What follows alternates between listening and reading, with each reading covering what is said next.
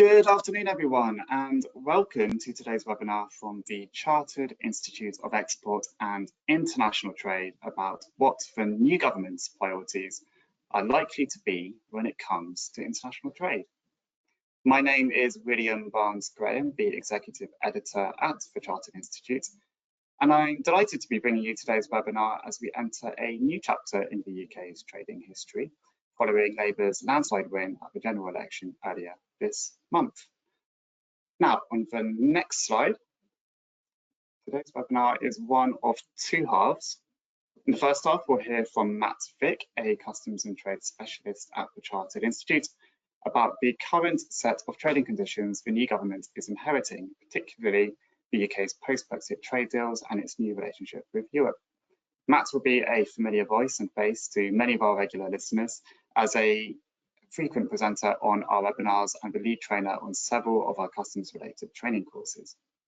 In the second half, I will facilitate a discussion about how the new government will look to now approach trade, featuring an excellent panel of policy and public affairs experts, starting with Grace Thompson, the Chartered Institute's UK Public Affairs lead, who has plenty of experience as a policy researcher for multiple MPs, and Grace joined the Chartered Institute from Edelman Global Advisory just over 2 years ago. On the next slide,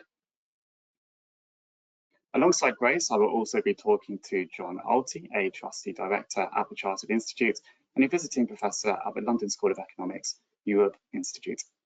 John brings a vast amount of civil service experience, having previously been the Director General of Trade Policy at what was then called the Department for International Trade between July 2016 and January 2021, and he was also interim permanent secretary there for the first half of 2021.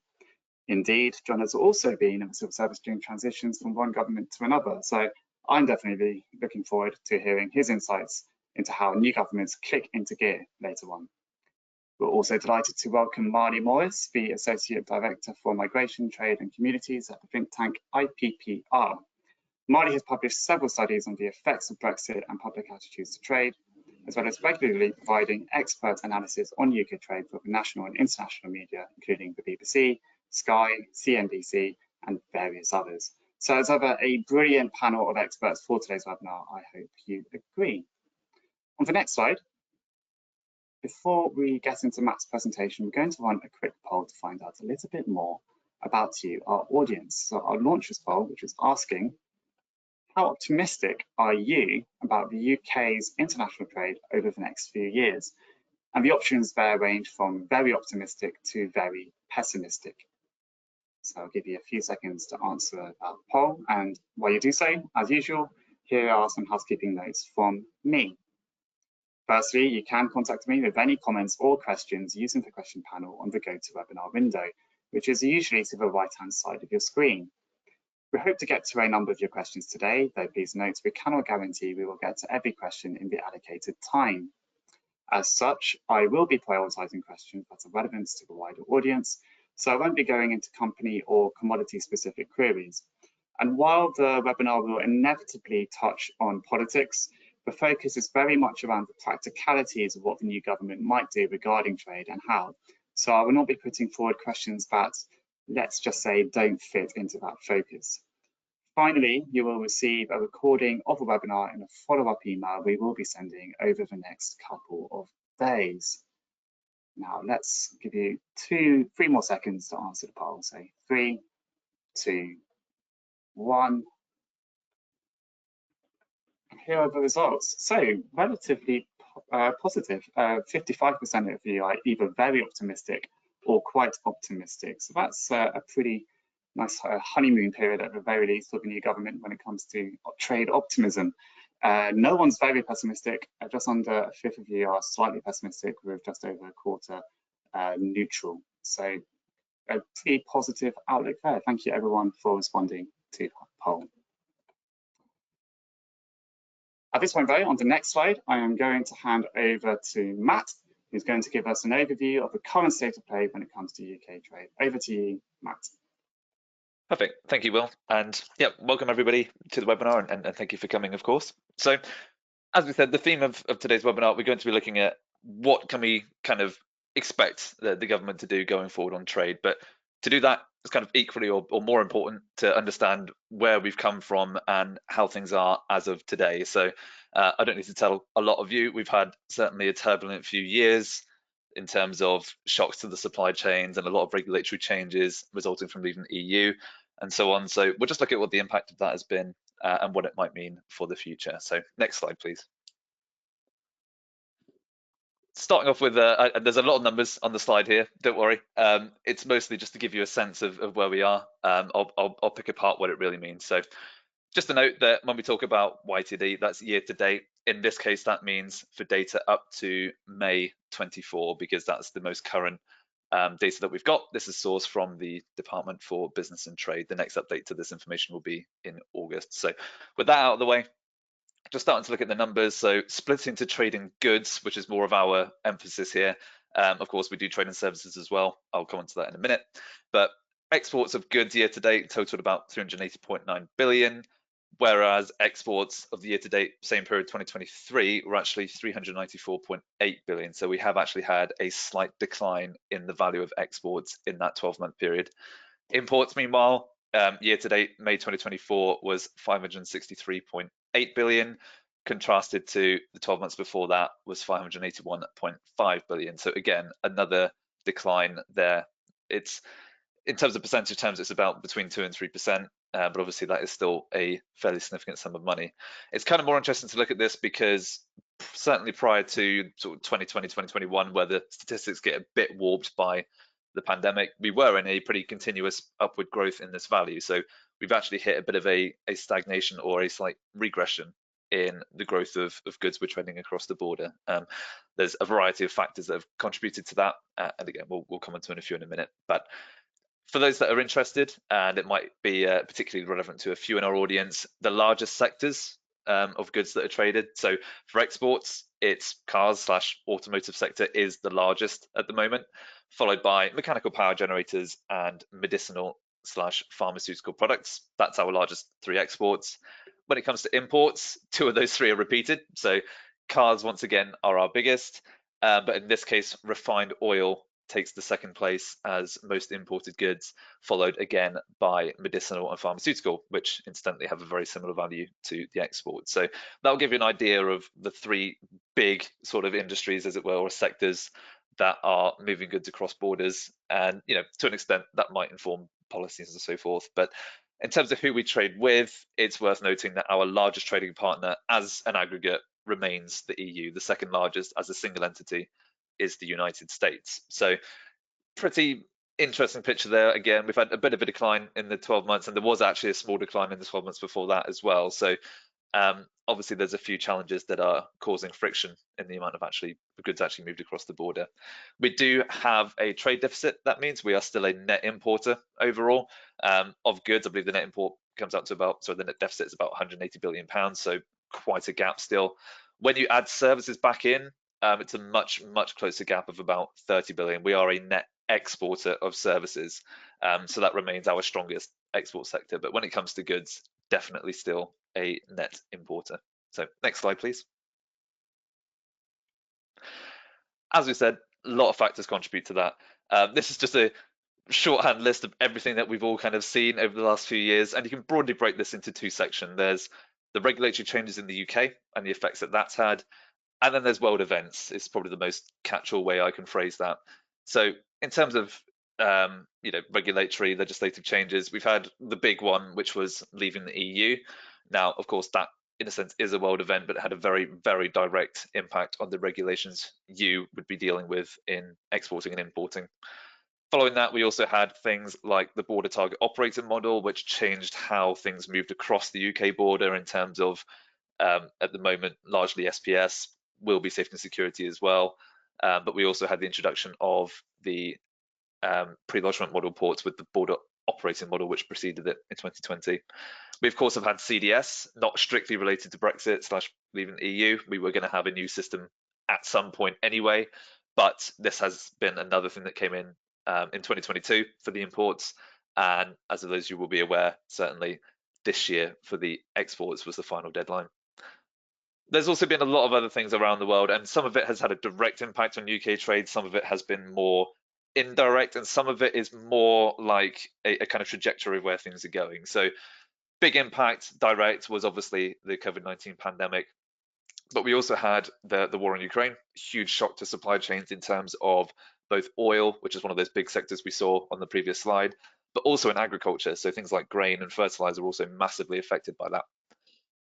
Otherwise, you've had a few little indicative ones. So we've seen in 2022, I believe it was, you had Biden's Inflation Reduction Act in the United States, and there's been a few other policies around the world which have indicated this slight shift towards protectionism in quite a few areas. So as a broad idea for those less sure, protectionism broadly means protecting your own border and kind of retreating away from international trade a little bit in favor of domestic industries. And what usually characterizes that is high tariffs and slightly restrictive regulations. So the US has certainly made a slight move in that direction. You'd be hard pressed to argue the EU hasn't, although it already kind of was to an extent. So the question for Britain remains if we'll kind of do the same. Britain's historically been a nation very much in favor of free trade and open access as such. There's been a few new policies as well. So carbon border adjustment mechanism, similar vein, could be viewed as a bit protectionist, but it's another policy area that we're kind of indicating the direction of travel with, and that's a lot of interest in the environment and how we can track pollution, and particularly pollution in the supply chain. So next slide, please. Just placing all of that into a timeline, essentially. This will kind of give you an idea of where we've been. 2020 was where the COVID-19 pandemic officially kicked off, and the WHO only essentially officially ended that pandemic in May 2023. So we had about 3 years of fairly severe supply chain disruption, obviously most of it concentrated around 2020, 2021. But this will just give you a bit of a picture. We don't need to go through it bit by bit because we kind of already have, but just how much has happened in such a short span. And I'll put this slide together, and to be honest with you, it's actually kind of amazing how fogged the brain's got about what we've gone through in just the space of even just the last 2 to 3 years, never mind sort of even 5 years back. So that will obviously ring true for a lot of you that this has been an unprecedented period of changes and different shocks that you've had to deal with. So next slide, please. In the vein of the EU, and obviously having left it, the UK has gone away and negotiated various trade agreements. The key one, of course, was the UK-EU TCA. Now, there's a lot of focus on this because, again, EU is our biggest trading partner by value, and it's just one of those key cornerstone documents that a lot of people will deal with because of the sheer volume of people importing and exporting with the EU. So when we try and ask the question of what impact has the TCA actually had, you're kind of asking the broader question of what impact has leaving the EU had. And the answer is it's a bit difficult to say because of the aforementioned like simultaneous things going on. We left the EU basically around the same time the pandemic happened. A year, 18 months later, we had the invasion of Ukraine. We've then had other crises like the Red Sea crisis that's currently ongoing. So it's very difficult to disentangle what's been a long-term rebounding effect from other factors. But there has definitely been a few, if you will, sticking points of the TCA. A very high profile one in the last several months was particularly around the automotive sector.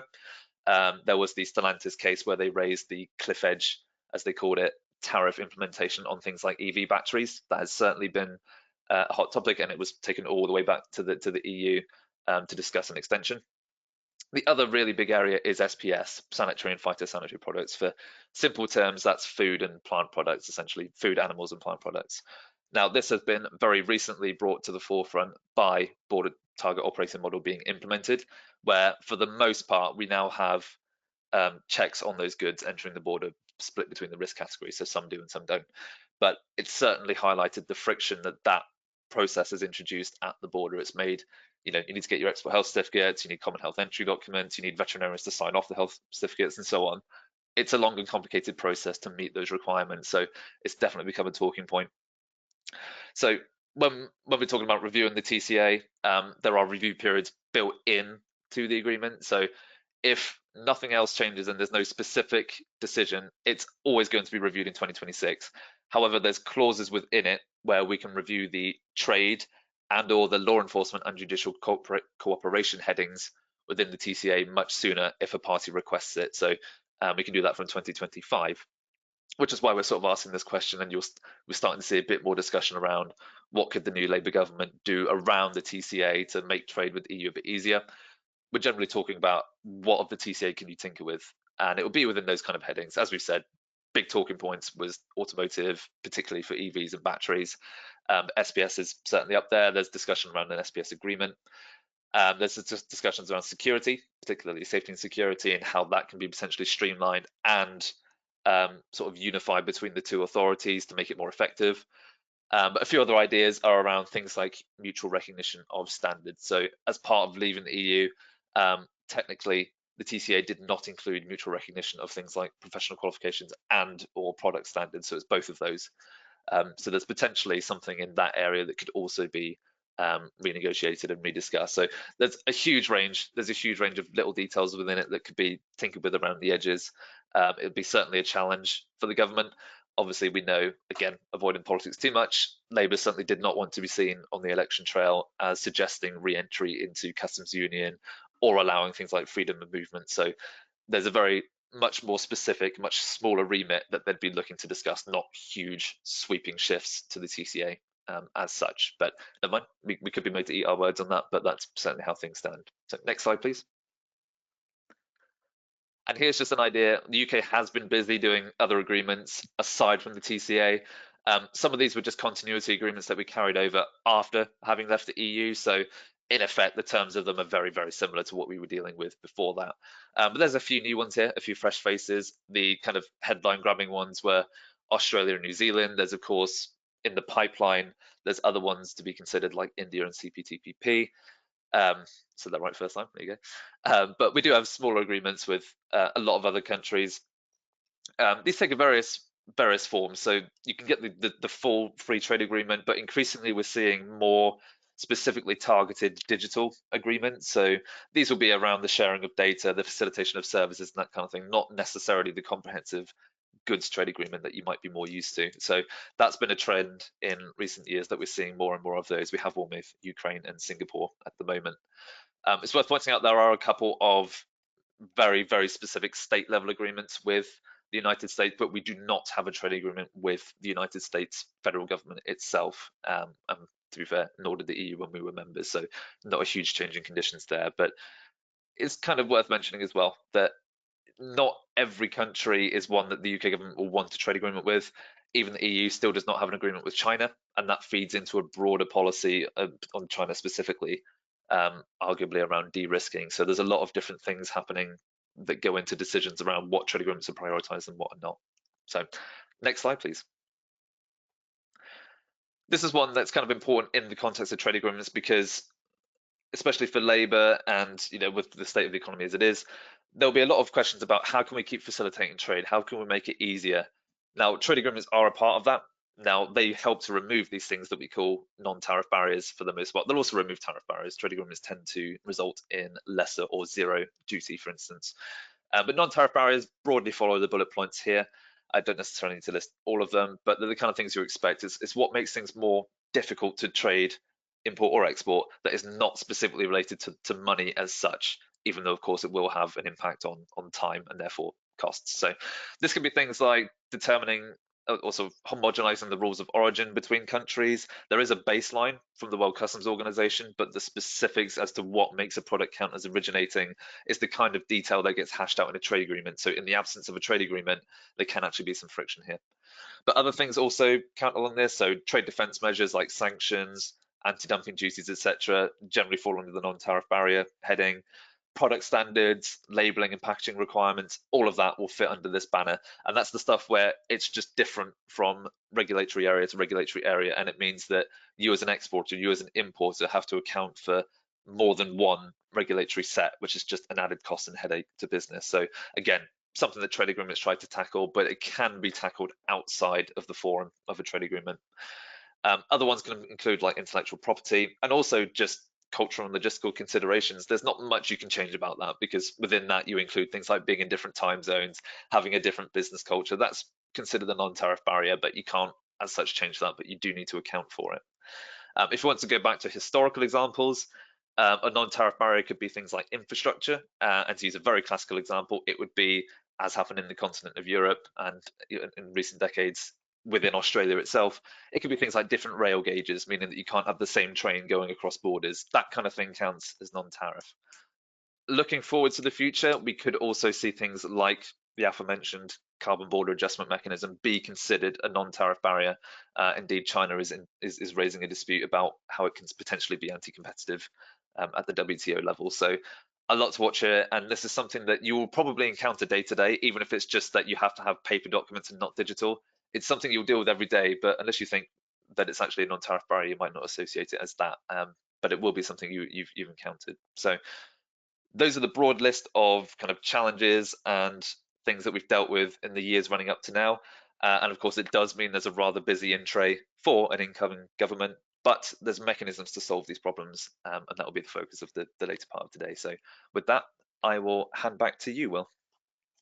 Thank you, Matt. I mean, if Sir Keir Starmer and team can change time zones, then they're really onto something. But no, that's a great overview of what's happened over the last Parliament. I mean, quite this when you recap it like that.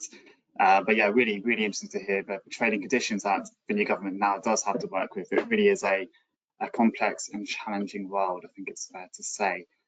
At this point, I'd like to just remind listeners that the Chartered Institute does empower global trade by equipping individuals and businesses with the expertise needed to trade sensibly, effectively, and sustainably. Matt has outlined some of the challenges that businesses are currently facing when it comes to trading customs, and the Chartered Institute delivers multiple training courses which support you to get the skills and knowledge needed to meet these challenges head on, helping your business to grow internationally. Indeed, membership at the Chartered Institute gets you access to a range of discounts on these training courses, alongside a range of other benefits, which I'll talk to you. Now, though, on the next slide, we're just going to ask another poll, this time just to gauge your interest in our trading with the EU course in particular. As Matt has shown, there's several new rules and processes that UK businesses need to be aware of when it comes to trading with the EU in the post-Brexit context, whether that's completing customs declarations, compliance with new sanitary or phytosanitary controls, or using new systems like the Customs Declaration Service. So please do let us know via this poll if you'd like to hear more about how this particular training course could support you with these various challenges. Right, Matt, if you're still there, just while people are answering that poll, we've had a couple of questions come through from the audience. So thank you everyone for sending. A question we've had in from Arthur is actually around BTOM. So he's saying the BTOM has it that the new safety and security declarations are coming in October. Is that going to stay the same, or is there any possibility of delays or changes to the border target operating model timelines? No, that's right. Thank you, and thank you for the question. I think and this will be a kind of cop-out answer I'll give to a few questions about continuity. The general idea is that unless otherwise stated, policies will continue. So border target operating model has already started to be implemented. As I mentioned, particularly around March, we saw the controls introduced on things like SPS goods. As things stand, yes, the date for safety and security declarations remains the same. That's true of a few other government projects that are related to border changes, but yeah, rule of thumb, things like that will continue. There's, Labour have been very keen to emphasise this theme of stability, and that will be one of the things that feeds into that. It's making sure that ongoing initiatives, unless with good reason and unless specifically stated, you can assume they are still going ahead as planned. In a similar vein, I've had a question in from Oliver, which is around the negotiations for FTAs with India and GCC. So your take that these are likely to sort of continue as have begun? Yeah, I think, well, I mean, taking India as a specific example, the challenges that led to the delays of that deal being signed will persist. It's not there's not been a silver bullet just by having a change of government. Trade agreements are complicated things. The classic example that's always cited is it took the EU pretty much about 10 years to agree the Mercosur agreement, which was with a bunch of South American countries. They are complicated, and especially when you've got a country like India that has historically been but a bit more closed. Obviously, they've got their own demands about what they want access to and what they don't. So the negotiations will continue. I think the government absolutely intends to secure these agreements, but they've also made it very clear that they want the agreements to fit a wider strategic plan and to suit the interests of the UK. They're not going for a quantity over quality approach. That's been one of the messages we've kind of gotten. So That's not to say that they're poor quality agreements at all. It's just that they will take their time and, of course, go through negotiations as these things tend to. Yeah, they're not a quick process, unfortunately. Thank you, Matt, and thank you to Oliver and to Arthur for the questions so far. We'll close up poll now, and yeah, please do keep on sending questions in as well. We will have time through the rest of the webinar to answer some of those with the panel we have. But yes, we'll now bid adieu to Matt. Thank you, Matt, again for the overview there of the current trade situation in the UK. And as we go on to the next slide, we now move from the past to the present and to the future, delving into how the new Labour government may approach international trade, particularly in relation to its overarching ambitions of generating economic growth for the UK. On the next slide, to do this, I am delighted to welcome our panel of distinguished public affairs and policy experts who I introduced earlier, but to just recap, these are the Chartered Institute's UK Public Affairs lead, Grace Thompson, John Alty, a trustee director at the Chartered Institute, who has previously held various senior roles within the Department of International Trade, and Marley Morris, the associate director for Migration, Trade and Communities at IPPR. Marley, if I could begin with yourself, thank you for joining today's webinar. And IPPR, and including yourself, you published extensively about the impacts of Brexit, including on trade. What do you think are the trade policy areas that this new government should be looking at most when it comes to particularly its overarching goal of boosting growth in the economy? Thanks, Will. Yeah, I'm very pleased to be here. Yes, so as you mentioned, I'm from IPPR. We're a think tank, and I lead our work on trade policy. And we're actually starting a new project at the moment looking at a UK trade strategy. So I'll draw on a little bit on our initial thinking on this to try to answer your question. So I guess the overall context, which Matt has very expertly set out, in our view, is that trade policy has faced a number of challenges in the UK in the last few years. There was, I think, a relatively clear agenda in the immediate aftermath of Brexit of racking up new FTAs focused on those rollover agreements and on new agreements with countries like Australia, New Zealand, and so on. But now that feels like it's run out of road. Of course, there's still some negotiations going on, but they're much harder to lock down. And I think, moreover, there seems to be a lack of a clear set of offensive interests. And at the same time, it seems that our trade policy is a bit out of step with some of the key trade partners, including in the EU and the US. And we run the risk of just following the trend set by them rather than setting the agenda ourselves. And as Matt pointed out, there's a quite a lackluster picture for trade flows. The UK obviously suffered during the pandemic, but unlike some of our other major economies, it missed out on this post-pandemic boom in goods, and we've seen stagnation in the last couple of years. So our view is that the UK is in desperate need of a new ambitious trade strategy, which helps to stimulate economic growth, as you were saying, and at the same time also helps to strengthen supply chain resilience, reflecting on the experiences of the pandemic, and of course also the broader debate around de-risking supply chains that Matt mentioned. So we're thinking on a three-part agenda for what this new trade strategy should look like. And I should say that the new government has indicated that it's interested in developing a trade strategy. So I think our initial thinking is very much in line with theirs. So first of all, we think that any agenda for trade should be designed to complement a domestic UK industrial strategy, which again the government is prioritising, and that means identifying where there are strategic growth industries where the UK either has a competitive advantage or it can grow a competitive advantage, and trying to gear our trade and our export strategy towards those aims, whether that's around access to finance, whether it's around technical advice to business, or whether it's about our broader trade policy and our priorities for engaging in international negotiations. At IPPR, we've done some work recently looking at industrial strategy, and in particular looking at a green industrial strategy. And the work's identified a few priority areas for that strategy, in particular wind manufacturing, heat pumps, and green transport areas where we think the UK already has, or it can grow a competitive advantage. And so this very much needs to align, in our view, with what a broader trade strategy should look like. And at the same time, we think that a strategy should consider how to bolster supply chain resilience, particularly in those critical sectors which will be essential for our industrial strategy going forward. So it's not just necessarily about boosting our exports, it's also about thinking about supply chain resilience and thinking about also ensuring we have a level playing field for our businesses and importers.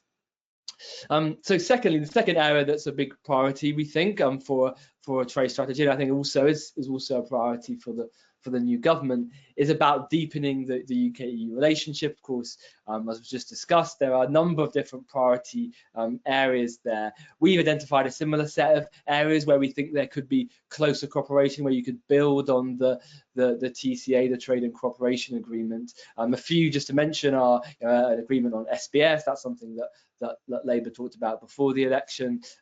Mutual recognition of conformity assessments, again, Matt mentioned that, and some kind of mobility agreement as well, whether it's about looking at youth mobility, whether it's looking at business mobility. We think there are some opportunities there.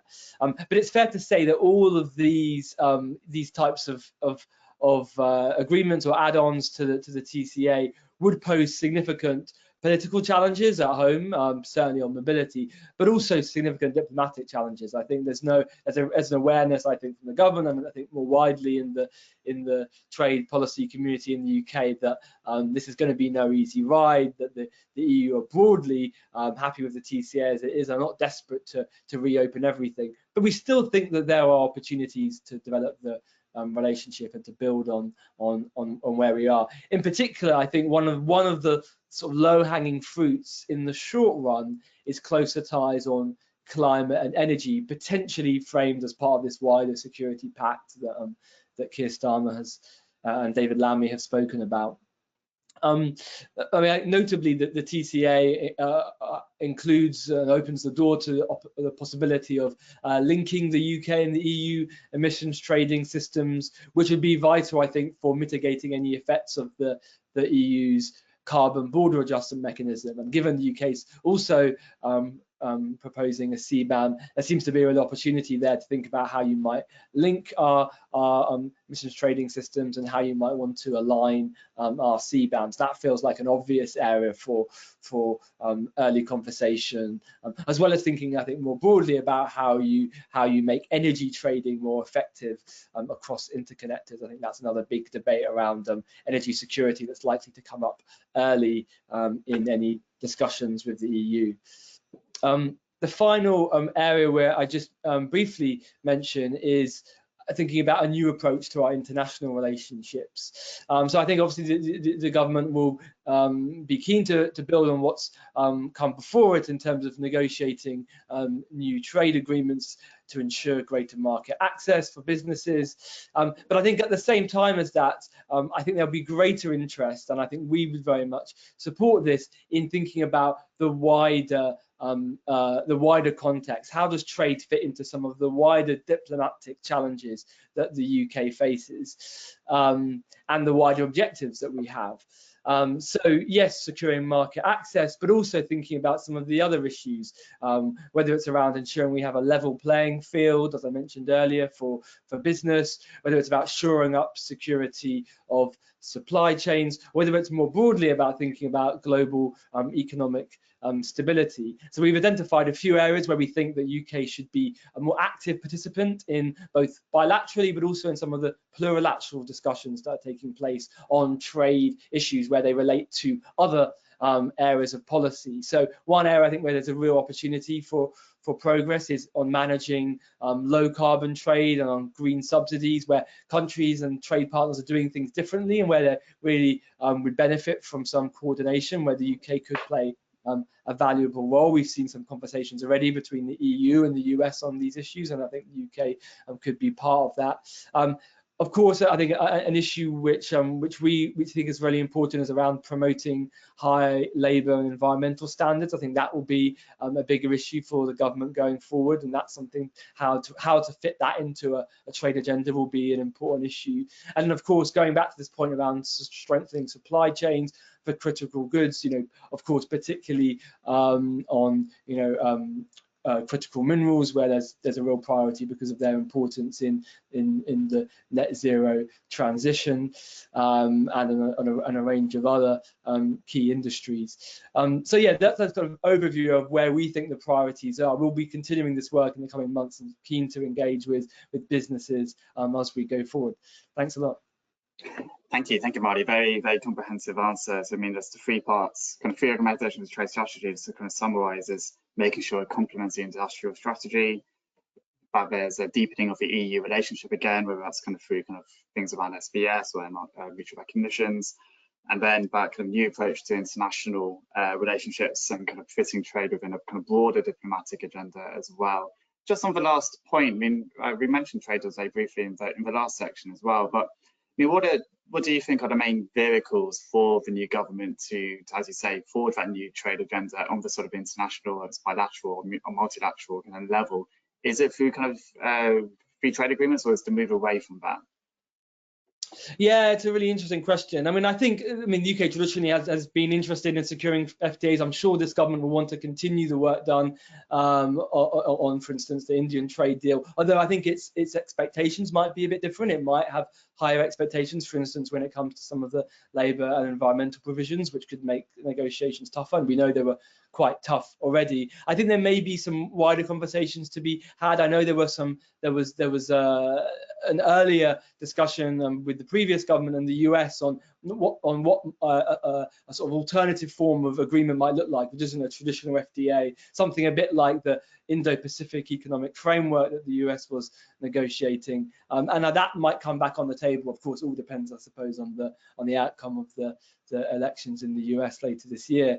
But yeah, I think there are opportunities to perhaps engage in plurilateral discussions, perhaps away from the WTO, where progress is very hard to make because you need such a broad consensus, and away from bilateral discussions, but perhaps building coalitions of the willing. I think there's an opportunity to engage with the US and the EU, with the UK playing an important role there.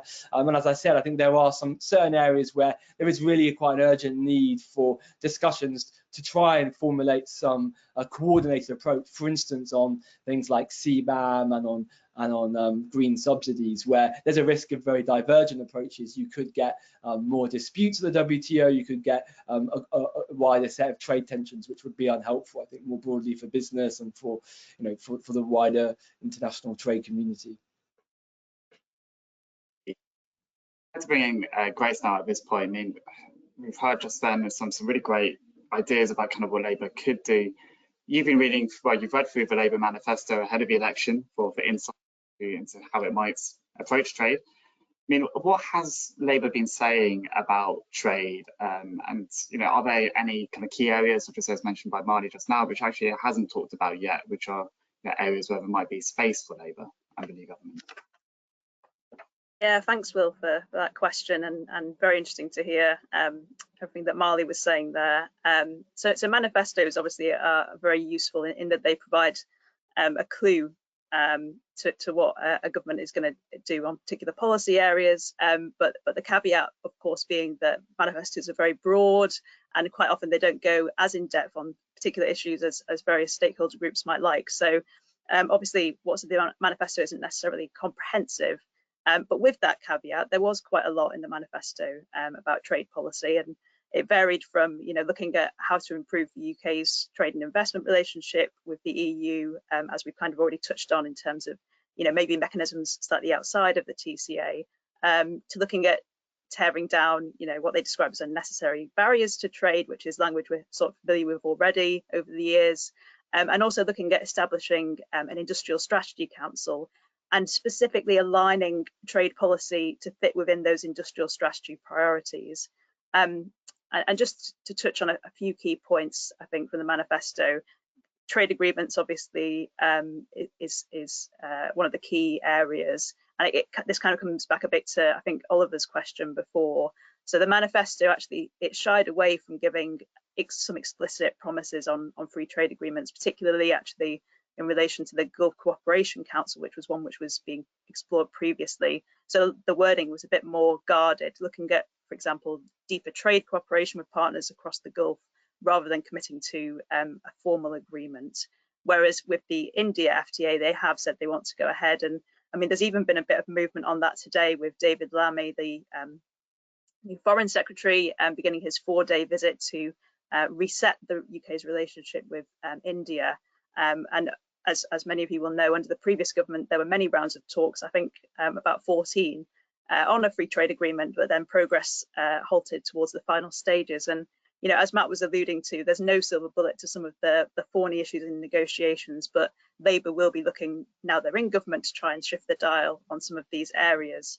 And I think another interesting thing to look at, from the manifesto point of view, is something that Marley was referring to as well, which is this slight movement towards closer workings, I think, between the Foreign Office and DBT, the Department of Business and Trade, in terms of working together to build trade ties. So, there's some language in the manifesto around jointly harnessing the UK's diplomatic and trade networks to champion the strengths of UK devolved nations on the international stage.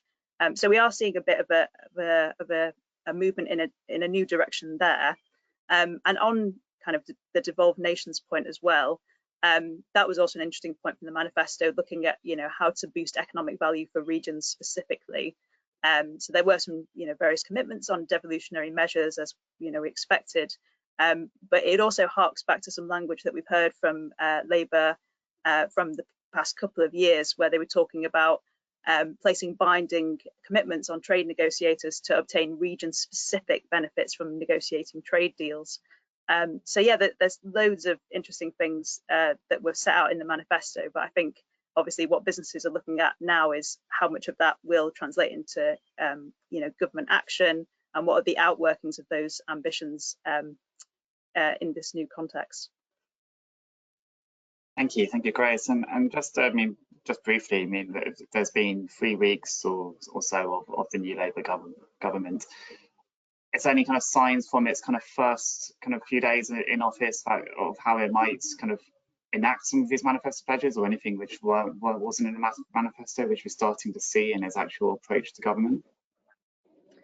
Yeah, for sure. And I think when I think about the first few weeks, the word that comes to mind is momentum, because actually they've hit the ground running pretty fast, and trying to put in place a continuation of what they've promised so far policy wise. As I mentioned earlier, we're not only seeing the visits from Lammy, but also looking at Nick Thomas-Symonds, who's the new Minister for the Constitution and European Relations.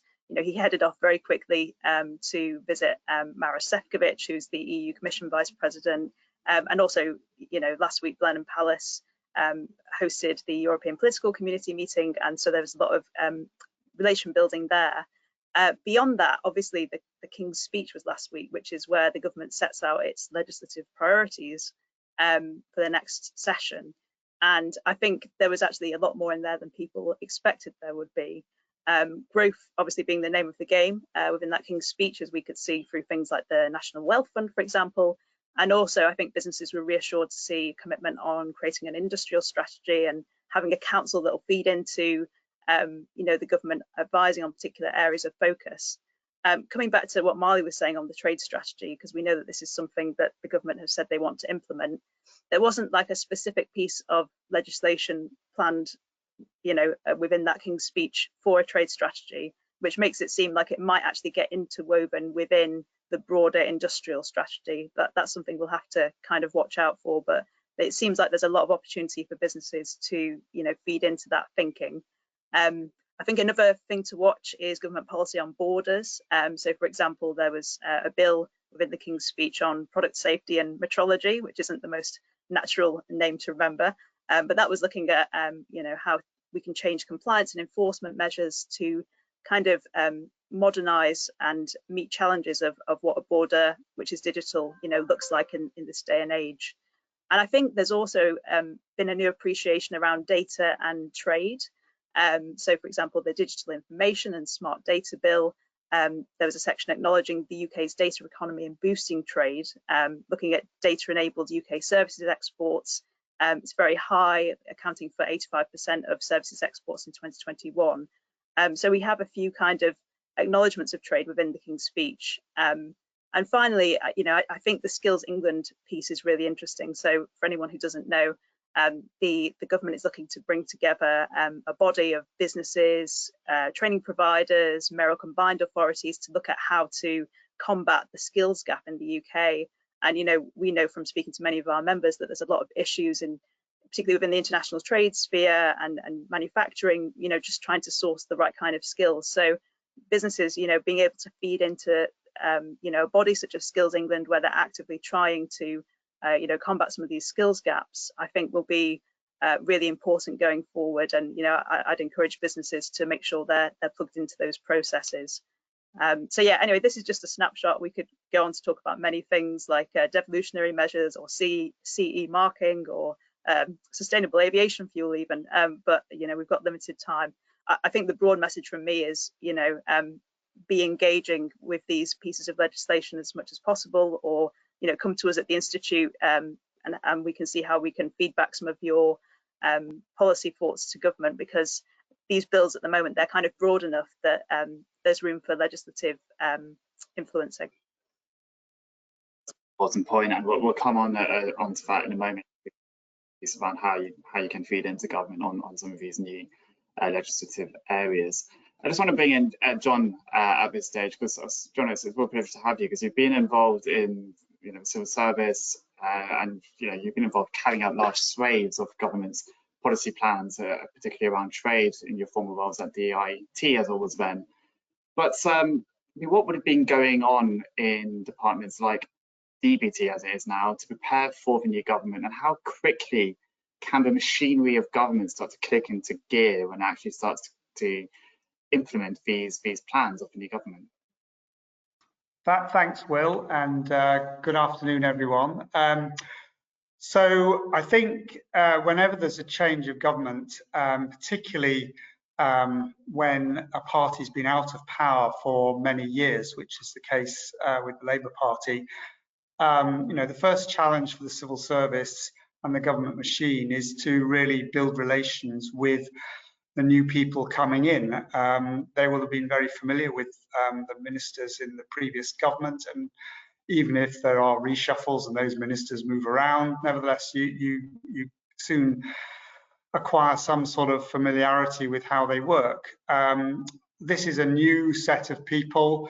There will have been a limited extent of engagement with some of them, but don't forget that civil servants in the normal course of events are very chary, very wary of engaging with opposition politicians, and there are rules around that. So that's a key thing, and it's not just the people; it's also they're trying to understand their mindset, their general way that they want to operate, which may be quite different from the last government.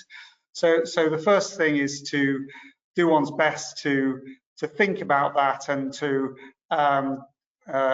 get your mind in the right frame. And of course, it's a challenge because, yes, it was predicted there will be a Labour government, but the civil service can't make that assumption. And we would look very silly if we weren't ready for alternative scenarios.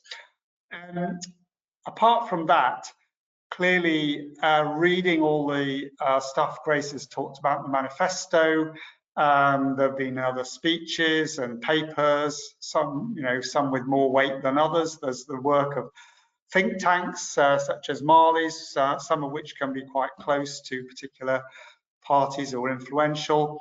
So taking all that, the sort of first task for the department is to prepare material, prepare a brief, an initial set of papers for the new Secretary of State and ministers. And I'd say there are 3 or 4 key things there that the civil service will focus on. I mean, the first is how it can deliver the priorities of the new government, whether that's set out in the manifesto or elsewhere. And as Grace was saying, you know, as you look across the government programme, some of these things have been reasonably specific, and others are much more open-ended or high level. And some ministers have had the same portfolio in shadow terms for a long time. And if you think of Ed Miliband, for instance, has come in probably with a lot of quite specific ideas and proposals. Others may be much more recent, and Johnny Reynolds himself is relatively recent into that shadow, into the shadow portfolio. So depending on the degree of specificity, you know, there may be bills. We've talked about the King's Speech. So if we know that there's legislation the government is planning, getting that as to the right stage. There may be consultations you need to have about it, but you can start to really plan that through. If you take something like a trade strategy, which we've also been talking about, that is a pretty high level ambition and concept. So I think that the civil servants will have been asking questions as well as making recommendations. You know, what sort of thing does the Secretary of State see that as being? Is it, you know, integrally linked with an industrial strategy to the point of being one document? Does it cover the EU as well as the rest of the world? So there will be those questions. So that's the first thing. Second thing is what I would call the inherited agenda. You know, events come thick and fast on any government, and there are things going on in the outside world. So as an example of that, in the trade area, I would take one example you mentioned, or rather Matt mentioned earlier, which are electric vehicles. So the US has put tariffs on Chinese electric vehicles. The EU has announced provisional tariffs, but at a lower rate. So there will definitely have been advice on what should the UK be doing. And you'll have seen, if you're following this, that Johnny Reynolds has already made some initial comments about not being that keen on putting tariffs on electric vehicles without ruling out action altogether. So that's a good example. I mean, the Indian and Gulf and CPTPP were mentioned in the Labour manifesto, but they are also, to a degree, inherited initiatives, which the civil service will be able to brief in more detail on where those things have got to once ministers are in government. And then finally, and we've touched on this also a bit, there will be advice about who to make contact with, who are the priorities, whether that's internationally, and we've heard a bit already about the international engagement that the new government has had. Johnny Reynolds was at a G7 trade ministers meeting last week, so that was an important opportunity for him. And domestically, both the political engagement, so certainly with the devolved nations, we saw the Prime Minister making very early visits there, but that will be relevant for trade too. And then obviously with city mayors, city region mayors and other regional leaders, particularly given the focus on devolution. And finally, with business and other stakeholders. So how to engage with business, with the unions, with NGOs, Again, there will be an inherited machinery, but I know from my own contacts with business that they had some concerns, or they thought that machinery could be improved. So what's Labour going to do there? So there'll be recommendations about that. Thank you, John. I'm slightly conscious of time, so it's actually, I just want, on that point, I just want to move on to the next slide very quickly, and we'll come back for a couple of questions in a moment. But I wanted to point out that the government is indeed looking to hear from you, businesses, about what its trade priorities should be. In his first few days in office, the new Secretary of State for Business and Trade, Johnny Reynolds, posted across various channels that he wanted to hear from businesses about what should be in the government's industrial strategy, what's needed for the new trade strategy to drive up British exports, and the challenges you're facing, particularly if you're a small business owner, he called out, among various other reasons. And as you can see on the slide, you can email your thoughts directly to the Secretary of State's team via the email address, tell jonathan@businessandtrade.gov.uk. We'll be sharing these slides with you afterwards, so you can look at the email then as well. So just wanted to call out that opportunity, and we'll be responding ourselves to the Secretary of State's team. And so we're actually just going to launch a quick poll now, just to kind of get a sense of what you think is, the priority for the new government's industrial strategy. Options on screen at the moment. Please do vote, because that will really help us as we kind of shape up our own response on behalf of our members and behalf of the trade wider community about what we think the government should be prioritising. So I'll leave that poll open for a few minutes just before we finish. A couple of questions. I mean, we've had a few come in. So Rebecca has actually asked about what the feeling might be towards China under the new government, and we've had a couple of questions in about how Labour might approach a Trump-led US government in the White House, which is of course a distinct possibility. Now I'm just wondering, maybe we'll begin with Marty and then bring in John as well. It's a very different geopolitical environment to when Labour was last in government. I mean, how do you think Starmer's government will approach the competitive rivalry between China and US and the UK's place within all of that?